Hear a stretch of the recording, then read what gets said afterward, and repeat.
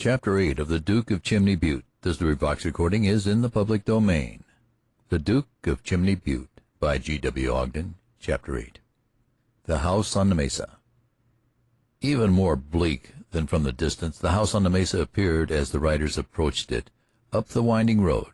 It stood solitary on its desert promontory, the bright sky behind it, not a shrub to ease its lines, not a barn or shed to make a rude background for its amazing proportions. Native grass grew sparsely on the great table where it stood. Rains had guttered the soil near its door.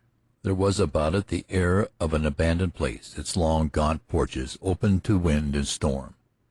As they drew nearer the house, the scene opened in a more domestic appearance. Beyond it, in a little cup of the mesa, the stable, cattle sheds, and quarters for the men were located, so hidden in their shelter that they could not be seen from any point in the valley below.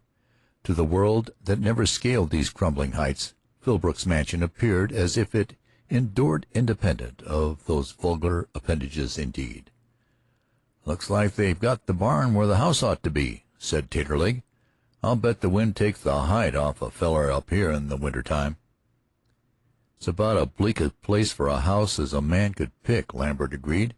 He checked his horse a moment to look around on the vast sweep of country presented to view from the height, the river lying as bright as quicksilver in the dun land. Not even a wire fence to break it.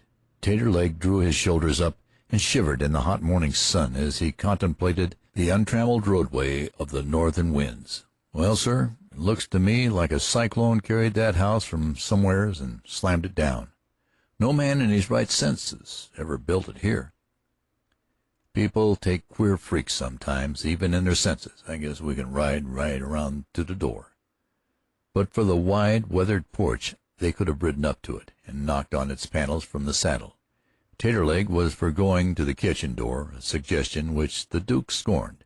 He didn't want to meet that girl at a kitchen door, even her own kitchen door, for that he was about to meet her there was no doubt in him at that moment.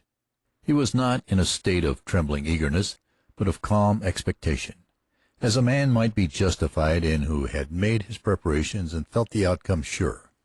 He even smiled as he pictured her surprise, like a man returning home unexpectedly, but to a welcome of which he held no doubt. Taterleg remained mounted while Lambert went to the door. It was a rather inhospitable-appearing door of solid oak, heavy and dark. There was a narrow pane of beveled glass set in it near the top. Beneath it a knocker that must have been hammered by hand in some far land centuries before the house on the mesa was planned. A negro woman, rheumatic, old, came to the door. Miss Philbrook was at the barn, she said. What did they want of her? Were they looking for work? To these questions Lambert made no reply.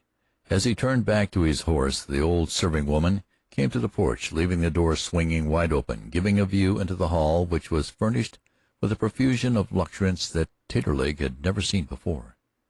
The old woman watched the Duke keenly as he swung into the saddle in the suppleness of his youthful grace. She shaded her eyes against the sun, looking after him, still as he rode with his companion toward the barn. Chickens were making the barnyard lots comfortable with their noise. Some dairy cows of a breed alien to that range waited in a lot to be turned out to the day's grazing. A burro put his big-eared head round the corner of a shed, eyeing the strangers with the alert curiosity of a Nino in his native land. But the lady of the ranch was not in sight nor sound. Lambert drew up at the gate, cutting the employees' quarters from the barnyard, and sat looking things over. Here was a peace and security, an atmosphere of contentment and comfort, entirely lacking in the surroundings of the house. The buildings were all of far better class than were to be found on the ranches of that country. Even the bunkhouse, a house, in fact, and not a shed-roofed shack. "Wonder where she's at," said Taterleg, leaning and peering. "I don't see her around here nowheres." "I'll go down to the bunkhouse and see if there's anybody around," Lambert said, for he had a notion, somehow, that he ought to meet her on foot.